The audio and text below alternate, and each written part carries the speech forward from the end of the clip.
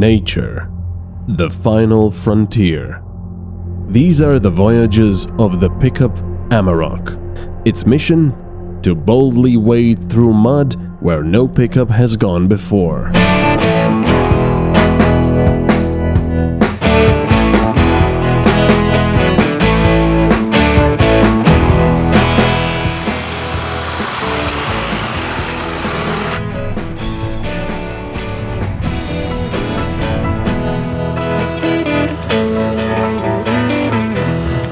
The Volkswagen Amarok in a very unnatural environment. Well, it is a natural environment, but not for this pickup because, well, obviously it should be in a crowded city or at a shopping center or, I don't know, somewhere else.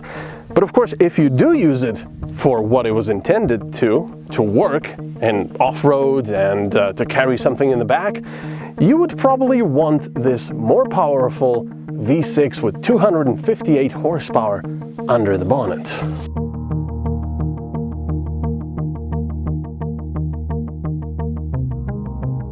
If you have ever driven a V6 Amarok and thought, I'd need more power, well, Volkswagen listened.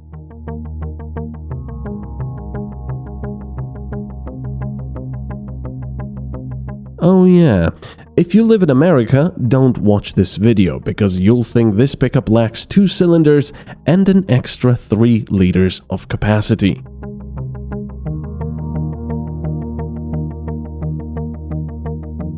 For our European needs, this is quite enough though.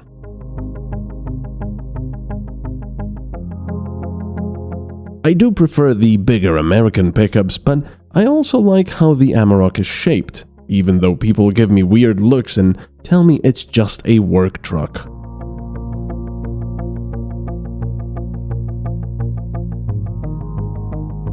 That might be true, although this top-of-the-line one comes with leather seats, which might not be perfect for some lumberjacks.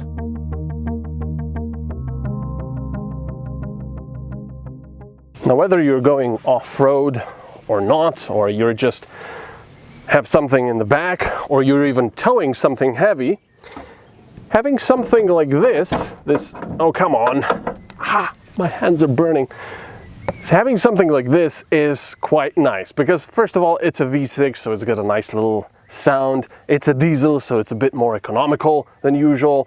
And of course, this more powerful version, like I said, has 258 horsepower and 580 Newton meters of torque. How much that is in lb-foot, I don't know. Look it up. But this will also mean that when you're on a highway or a freeway, you won't be left behind.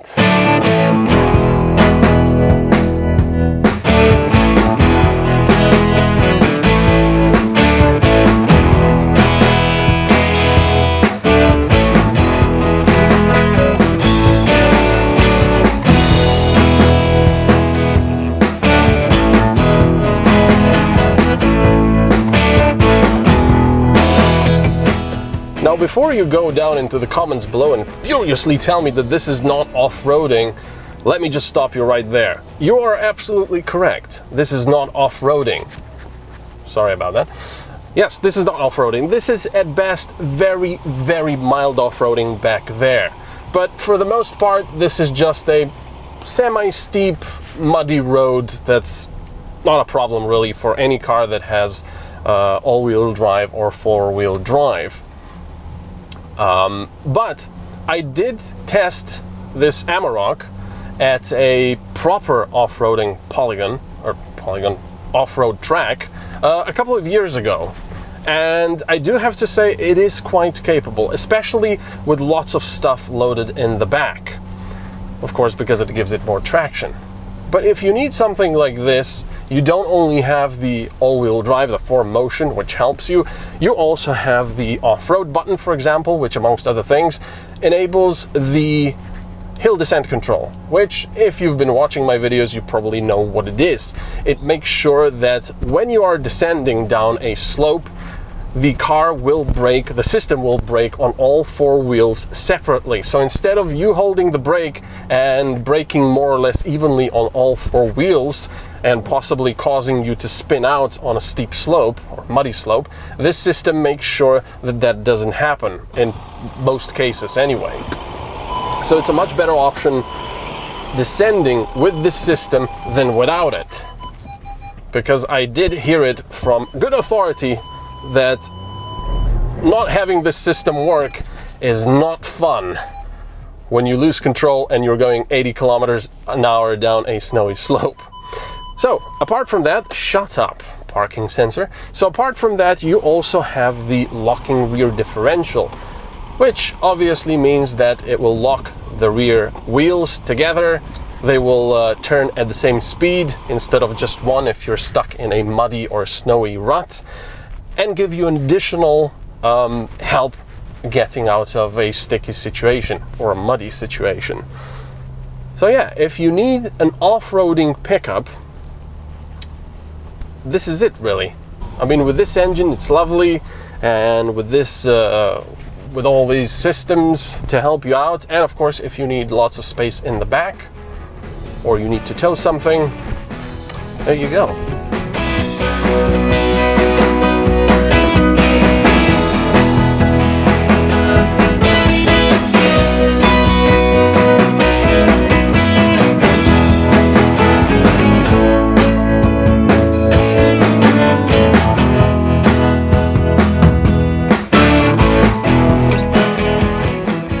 There's a couple of things with this engine.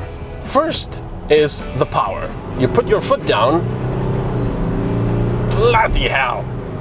I mean, this thing does not move like a pickup truck. This thing moves like a more powerful car. It's quite amazing really. With 258 horsepower and 580 Newton meters of torque, you've got plenty of power, so you don't have to think, I'm big, I'm heavy, and I'm slow. Where am I going to pass this car or this truck or whatever it is in front of you? You just do it like a normal car. Yes, you are bigger, you have to be aware of that, but it's really effortless, and I'm very, very surprised by it, very happy about it. The second thing, which is perhaps even more surprising, is that this pickup is almost like a highway cruiser, a motorway cruiser, because when you take it on the motorway, it'll do 130 no problem. But that's beside the point. Every pickup pretty much will do 130 no problem, and even much more. But this one just does it effortlessly, really. I mean, you go 130, you have plenty of power for overtaking or for whatever you need to do, and it's really actually just comfortable. When you're going 130, you don't really feel like you're doing 130. The engine is fairly quiet. You will hear it, but it's fairly quiet. And even the wind noise isn't too bad. And these seats are very, very comfortable. They are also heated. So I'm not gonna say it's a GT vehicle, this, because it's still a pickup truck. It still has leaf springs in the back. But it is, you know, if you have to go on a long trip, that wouldn't be a problem at all for me.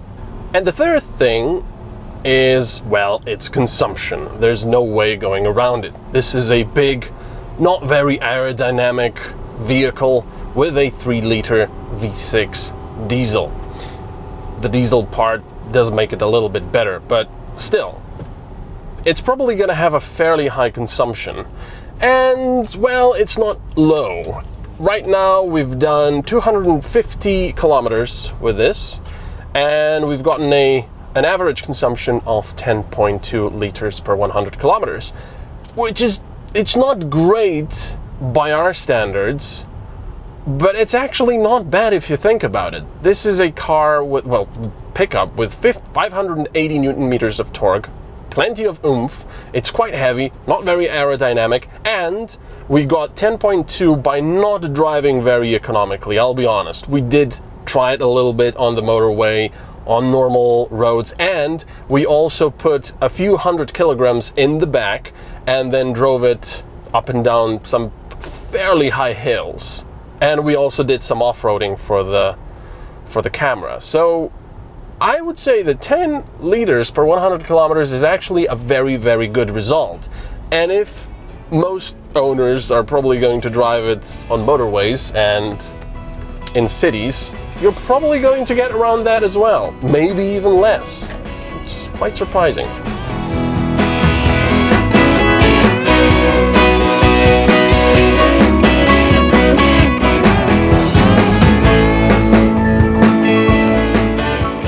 And at the end of the day, if nothing else, you can stop at some traffic lights next to an Audi A6, for example, with a 3-liter V6 and say,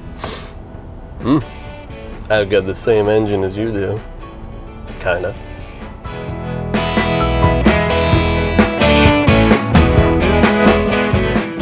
The most basic Amarok starts at just under 40,000 euros, while the most equipped model with the most powerful engine and practically all of the extra equipment comes up to just under 70,000 euros.